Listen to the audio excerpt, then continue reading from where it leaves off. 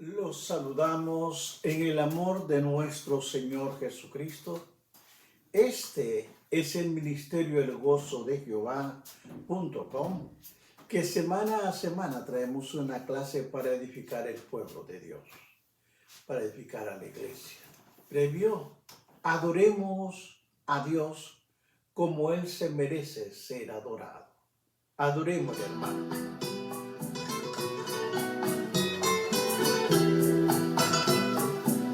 El que tiene a Dios lo tiene todo. El que tiene a Dios no le hace falta nada.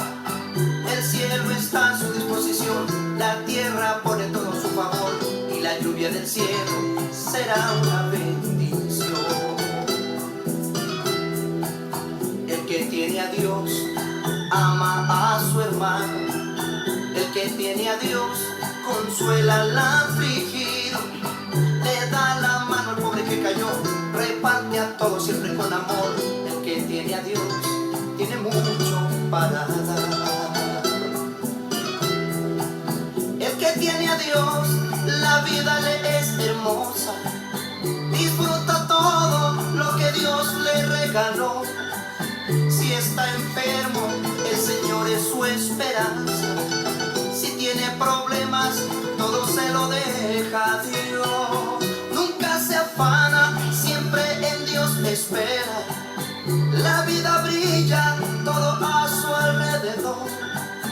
La paz abunda y la gracia lo prospera. Bendito Qué vida bonita el nombre para de Dios. él que tiene a Dios. Bendito Señor de la gloria. A ti sea el honor, a ti sea la honra por los siglos de los siglos. Bien, hermanos, vamos a estudiar una clase más. Estamos en el capítulo 38.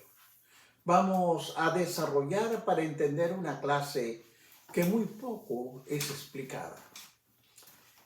La palabra de Dios la leo a la gloria del Padre, del Hijo y del Espíritu Santo.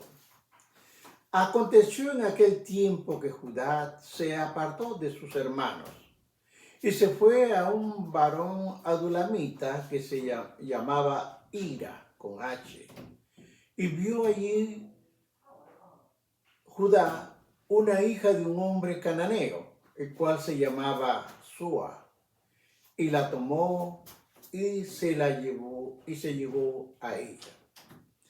Amén.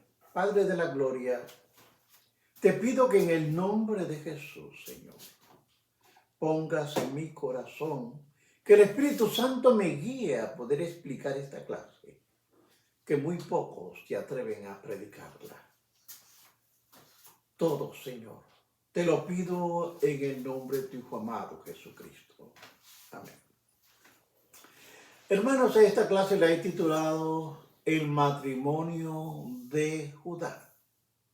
Este capítulo 38, al parecer, es una interrupción de la historia de José. Podría pensarse que la narración armoniosamente desde Génesis capítulo 37, versículo 36, hasta el 39:1, sin perder información alguna, pero no es así. No es así, hermanos.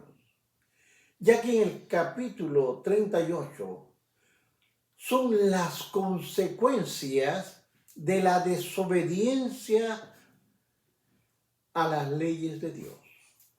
La Biblia se pronuncia enfáticamente en contra del matrimonio entre los hijos de Dios y los paganos. De acuerdo al libro de Malaquías, capítulo 2, versículo 15 al 16. Ahora entendamos esto. El Hijo de Dios ha sido declarado justo por la fe en Cristo Jesús. La luz en Cristo está unido siempre con Cristo y es el templo de Dios. El inconverso es injusto. Este siempre anda en tinieblas.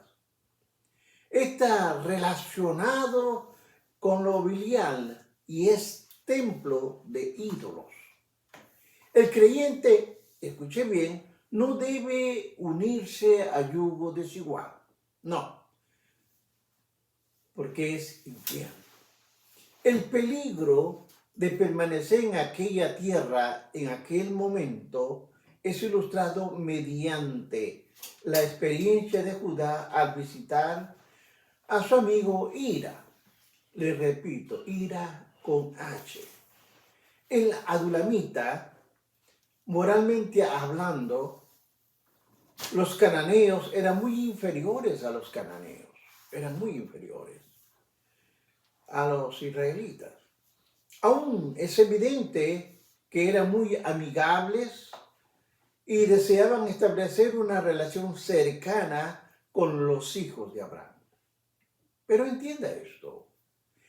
Si comprende esto, puede verse más claramente la necesidad de trasladarse a Egipto. Los egipcios en aquellos tiempos eran notorios. ¿Por qué? Por su rechazo siempre a los extranjeros, particularmente con los pastores, de acuerdo al libro de Génesis, capítulo 46, versículo 34. De modo que era muy probable que los israelitas se mezclasen con los egipcios. Adulam era un pequeño acercamiento con los egipcios. Era un acercamiento que estaba ubicado en Canaán, a unos 13 kilómetros al noroeste de donde estaban los hijos de Israel. Solamente los separaban 13 kilómetros. Después de que José fue vendido como esclavo, Judá se dirigió a la casa de Hira. Observen, vaya entendiendo este cuadro. Judá se dirigió a la casa de Hira. Es posible que Judá sintiese malestar por el trato que José había recibido de sus hermanos. Allí Judá encontró una esposa con la que tuvo 3 hijos. El primero era el segundo Onar y el tercero Sela. Es necesario que tome nota de estos nombres: Onán y Sela. Vamos a ver lo que pasa con el hijo mayor de Judá. Dice en el 38, 6 y 7, dice: después Judá tomó mujer para su primogénito lo cual se llamaba Tamar. Y era el primogénito de Judá. Él fue el primogénito que fue malo ante los ojos de Dios. Y le quitó Jehová la vida. Esto es interesante observar esos puntos, porque dice que era malo ante los ojos de Dios. Aunque Judá había escogido su propia esposa, sin embargo, él seleccionó la esposa para su hijo Él la seleccionó, la cual se llamaba Tamar, que significa palmera. Y el versículo 7 dice que fue malo. Entienda bien y subraye. Fue malo ante los ojos de Jehová y le quitó Jehová la vida. Todo esto lo vamos a discutir porque obviamente era malo ante los ojos de Dios. ¿Y por qué Dios le quitó, o Jehová le quitó la vida? La Escritura realmente no dice en qué consistía la maldad de La Biblia no lo explica. Pero debió haber sido algo malo al extremo. Pudo haber sido algo relacionado con la perversidad sexual, puesto que se menciona en conexión con su matrimonio. Está relacionado, está en conexión con esto. Ahora, la maldad no especificada de y el pecado específico de Onán son registrados por su contribución a la crisis de sucesión. Entienda la palabra crisis de sucesión. Al mismo tiempo, enfatiza la profundidad de decadencia moral en la familia escogida. que solamente la sobresaliente piedad de José impediría por un tiempo esa tendencia a una inmediata caída de la gracia de Dios. Cuando la fe ya no es una fuerza activa, se hace evidente más de una vez y lo menciona en el libro de Génesis. Pero patrón es contemplado más específicamente en el libro de los jueces. Ahora, como resultado de la muerte de hijo mayor de Judá, murió. Judá mandó a su otro hijo, Onán, a que tomase a Tamar por esposa. Recuerde que ya el hijo mayor, que era muere. Ahora lo manda a su otro hijo, Onán, para que uniese a la esposa y desposase con ella y de levantase descendencia a su hermano. Hermanos, al parecer la costumbre de liberato matrimonial, como en este caso, prevaleció de una manera extensa en aquel tiempo entre las naciones del Oriente. Posteriormente, se incorporó en la ley mosaica de acuerdo al libro de Deuteronomio, capítulo 25, versículo del 5 al 10. Ahora, el hecho de que el verbo hebreo traducido levante descendencia sugiere que aquella era una práctica en aquel tiempo.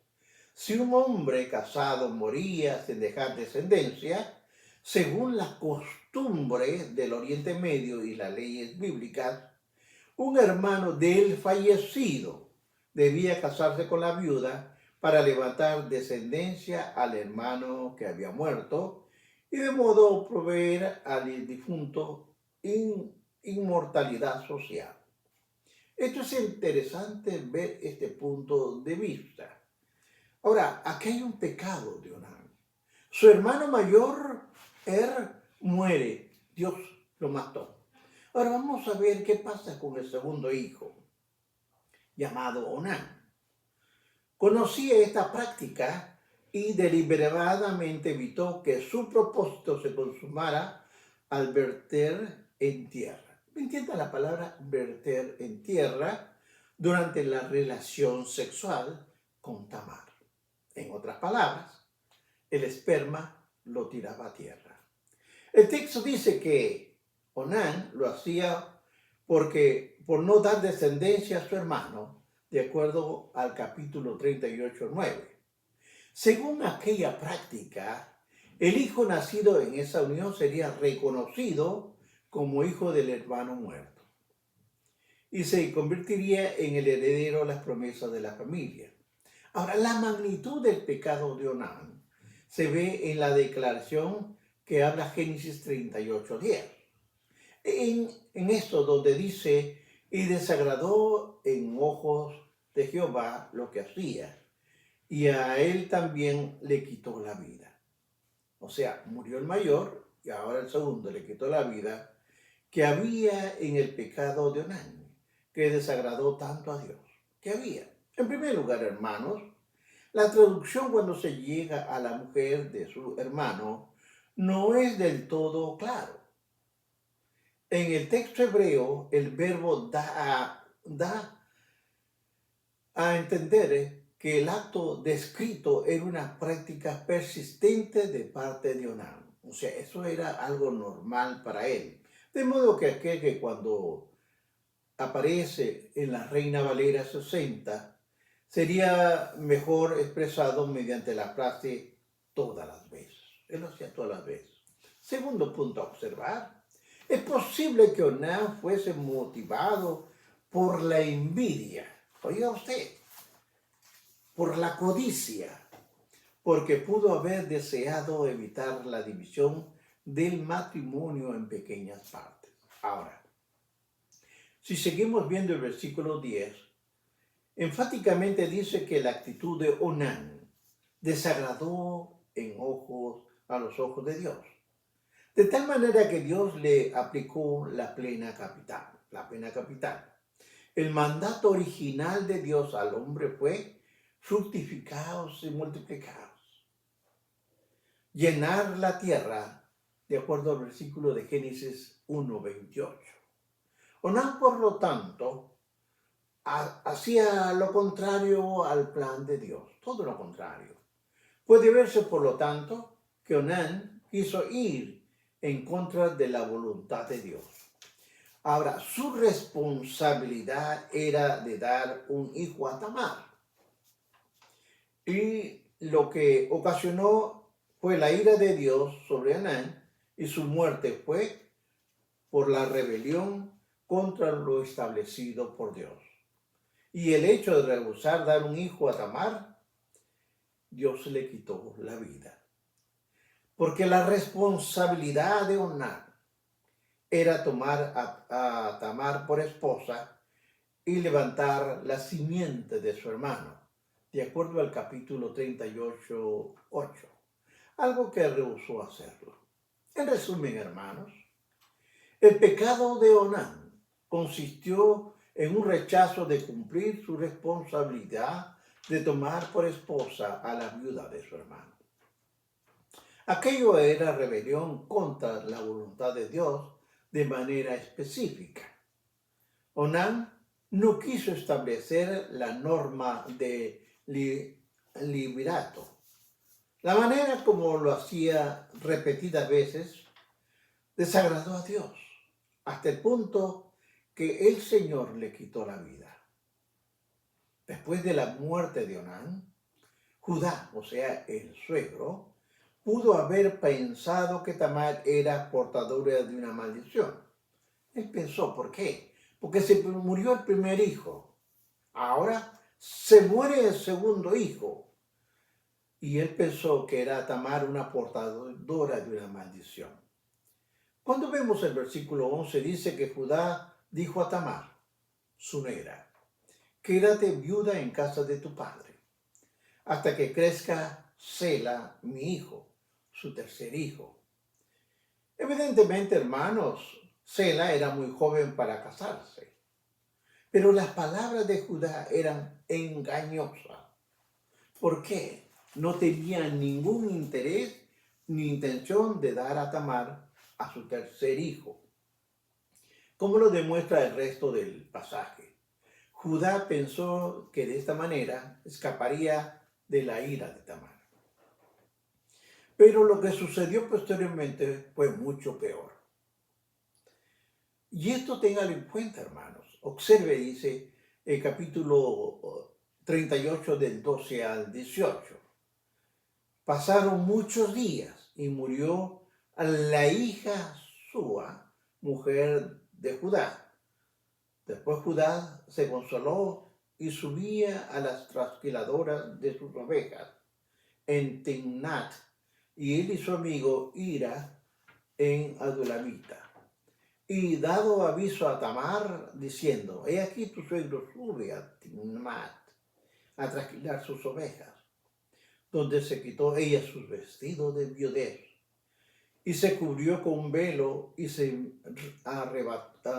arrebozó, y se puso en la entrada de Enán, dando al camino a Timnat, porque veía que había crecido Sela y ella no era dada a él por mujer. Y la vio Judá y la tuvo por ramera, porque ella había cubierto su rostro. Y se apartó del camino hacia ella y le dijo, déjame ahora llegarme a ti, pues no sabía que era su nuera. Y ella dijo, ¿qué me darás para llegarme a ti? Él respondió, yo te enviaré del ganado un cabrito de las cabras. Y ella dijo, dame una prenda hasta que me la envíes. Entonces Judá dijo, ¿qué prenda te daré? Ella respondió, tu sello, tu bordón, tu báculo que tienes en tu mano. Y él se la dio y se llevó a ella y ella concibió de él. Ahora, esto es interesante desarrollarlo. El texto bíblico dice que pasaron muchos días y Judá enviudó.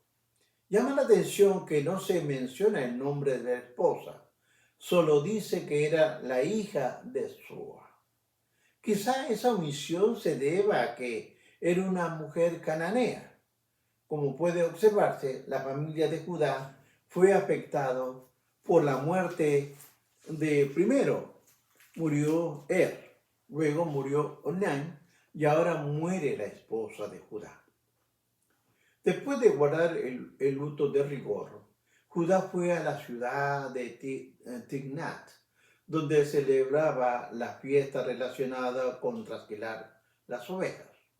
Fue en esa ocasión que Judá cometió el pecado con su nuera Tamar.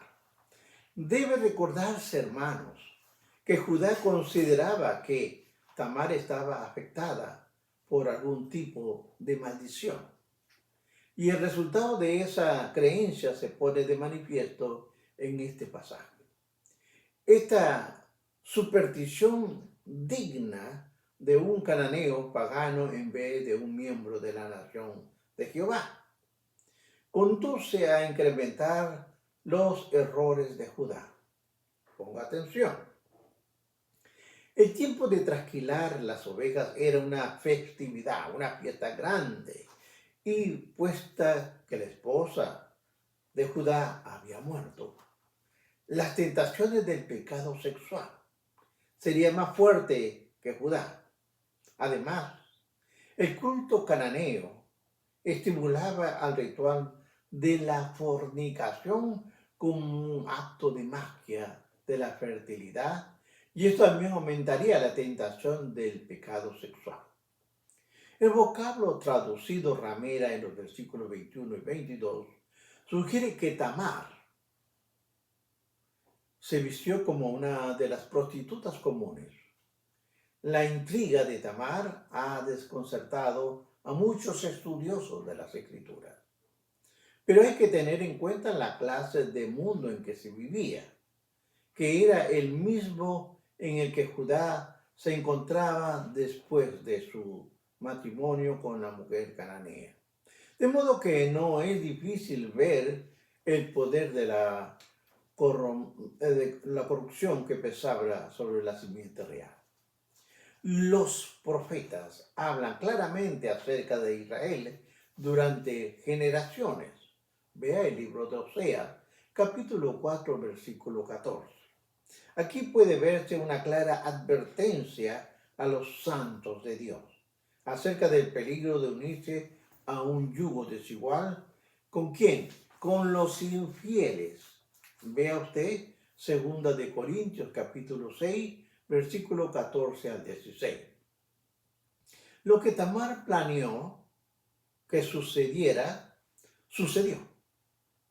Y él, que era cabeza de un linaje real, no parece salir bien parado en este incidente. Judá parece estar totalmente familiarizado en una ramera y una cliente sabia. Al parecer, el precio de aquella actividad, Tamar era la suficiente astuta para pedir alguna garantía de que él trató para que culminaría. De modo que consiguió de Judá alguna evidencia incriminadora que usaría posteriormente, como era el sello, el bordón y el báculo de Judá. Ahora, entendamos esto. El sello era un pequeño cilindro adornado, hecho de piedra o de metal, que era usado alrededor del cuello. Se lo ponía como un colgante, un cuello ahí. Y era una insignia de un hombre prominente. El báculo era un símbolo de autoridad, donde se traduce como vara, y también tenía un uso práctico. Pero además de la parte superior, tenía incrustada la señal del propietario. Judá selló su trazo con Tamar, durmió con ella y quedó embarazada. El texto bíblico dice, y se llegó a ella y ella concibió de él. Veamos el 19. Luego se levantó y se fue, y se quitó el velo de sobre sí y se vistió las ropas de su viudez. Ahora, vamos a desarrollar esto. Habiendo concebido su propósito, lo consiguió. Tamar intentó regresar a la vida cotidiana, su vida diaria. Se quitó su vestimenta de ramera y se puso la ropa de su viudez. Por supuesto, hermanos, Judá no sabía que sobre él pesaba la carga de haber dejado embarazada a su propia nuera. Es interesante, dejó embarazada a su propia nuera. Veamos qué nos dice del 20 al 23.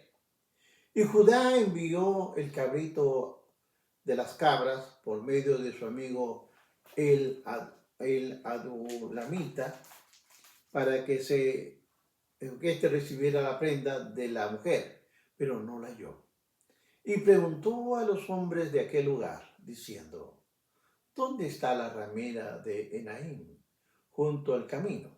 Y ellos le dijeron, no ha estado aquí ramera alguna. Entonces él se volvió a Judá y dijo, no he hallado. Y también los hombres del lugar dijeron, aquí no ha estado ramera. Y Judá dijo, tómaselo para sí, para que no seamos menospreciados.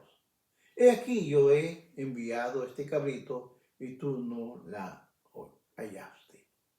Ahora entendamos esto. Judá intentó pagar su deuda, aunque escogió hacerlo por medio de un amigo cananeo, pero Tamar no pudo ser hallada por ningún sitio. Es más, la gente de aquel lugar respondió que nunca hubo una ramera del tiempo en aquel lugar. Finalmente Judá se dio por vencido y dijo, tómeselo para sí, para que no seamos menospreciados aquí. Yo te he enviado este cabrito y tú no lo hallaste. Ahora, entendamos, la expresión para que no seamos menospreciados significa para que no seamos causa de risa o de burla. Judá temía que la gente se burlase de él, siendo como era una persona importante. Una prostituta había huido con sus objetos de valor y eso dañaría la reputación de Judá.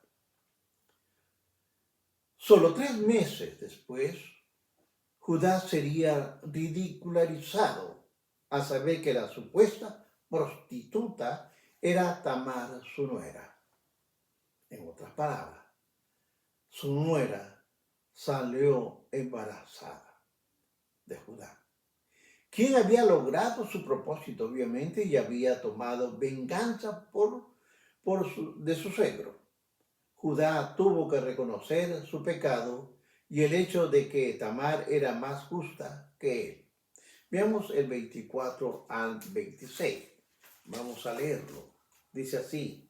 Y sucedió que al cabo de 3 meses fue dado aviso a Judá, diciendo, Tamar tu nuera ha fornicado, y ciertamente está encinta a causa de las fornicaciones.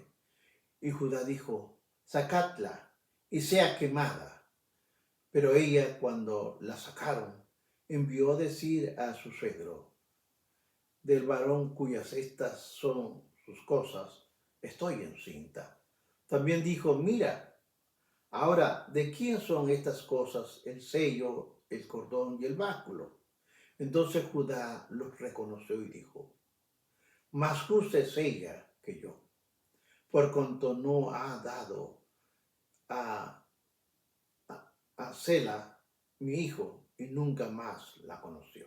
Ahora, hay que entender esta parte, porque es una parte muy importante. Cuando usted estudia, hermano, no lea por leer, sino si no lo entendió, vuelva a leer.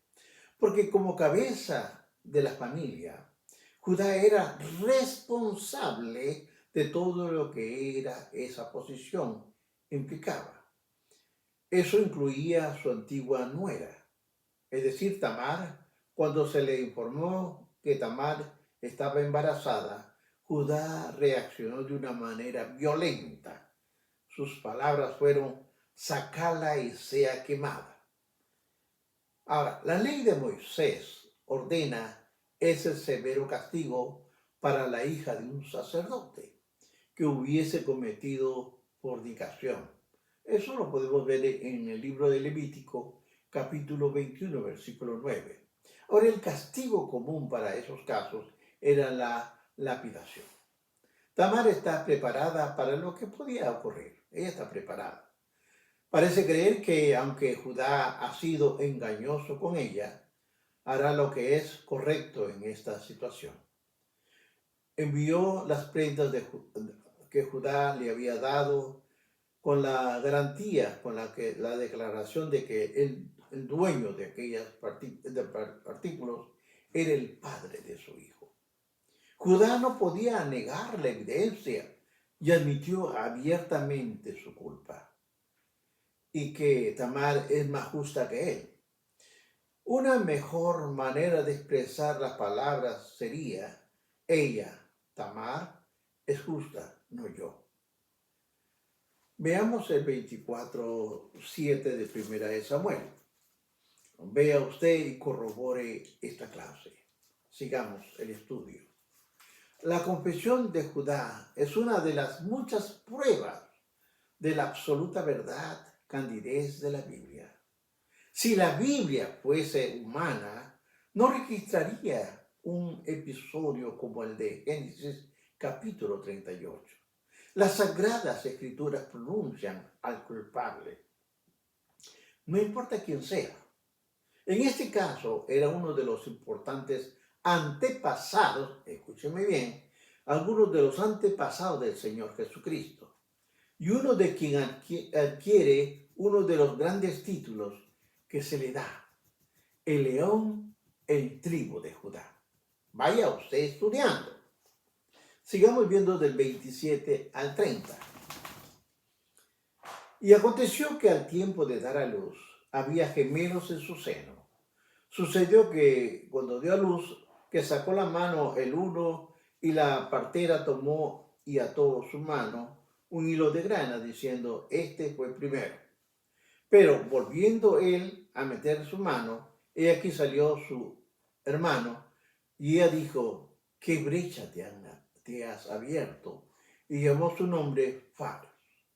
Después salió su hermano, el que tenía en su mano el hilo de grana, y llamó su nombre Sara. Ahora, entendamos esto, hermano, porque la Biblia nos explica esto, pero tenemos que desarrollarlo. El trozo final de este capítulo describe el nacimiento de los hijos de Tamar y su suegro, algo que será de gran importancia para los descendientes de Judá. La situación que rodea el nacimiento de estos gemelos trae a la mente el nacimiento de Jacob y Esaú, al igual que los hijos de Isaac. Parece haber un conflicto entre los hijos de Judá antes de su nacimiento. Pero el capítulo concluye con los nombres dados a los gemelos. Uno es nombrado Fares, que significa rotura o brecha, debido a la rotura que hizo al mismo tiempo de nacer. El otro fue nombrado Sara, que significa brillo o resplandor. Aunque no con certeza respecto a este último significado. Según la genealogía del Mesías, que aparece en el libro de Mateo, capítulo 1, versículos de 1 a 16, Fares es el que proporciona el linaje que conduce, oiga bien, Fares trae el linaje que conduce a David. Vea usted en su libro de Ruth, 4, 18 al 22, y a la postre de nuestro Señor Jesucristo. En conclusión, hermanos, este capítulo 38 trata el pecado de Judá y su relación con Tamar. Este capítulo recibe poca atención de parte de los expositores de la Biblia, y rara vez alguien se atreve a predicar el contenido de este capítulo desde el púlpito. Dios tuvo a bien incluir la historia del pecado de Judá y Tamar en las Sagradas Escrituras para que fuese predicado. No para estar guardado, es para predicar. Ahora, hermanos, no es posible evitar ser conmovidos por las posibilidades y el potencial para el pecado que están latentes en el ser humano. Judá creció en un ambiente que podría considerarse como ideal para la vida espiritual.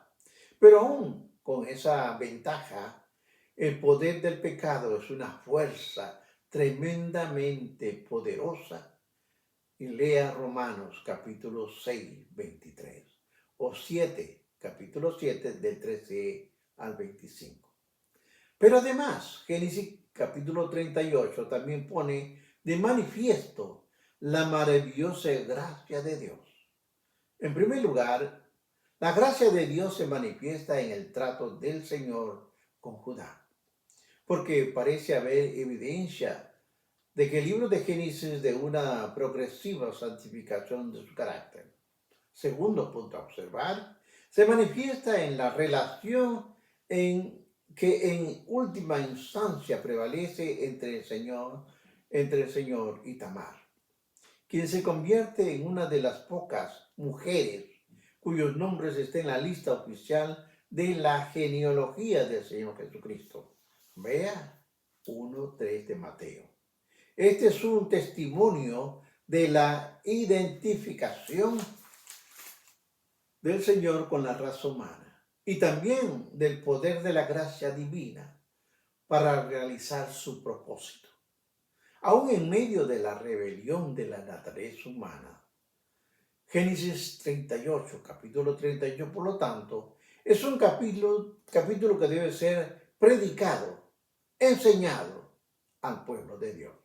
Bendiciones, hermanos.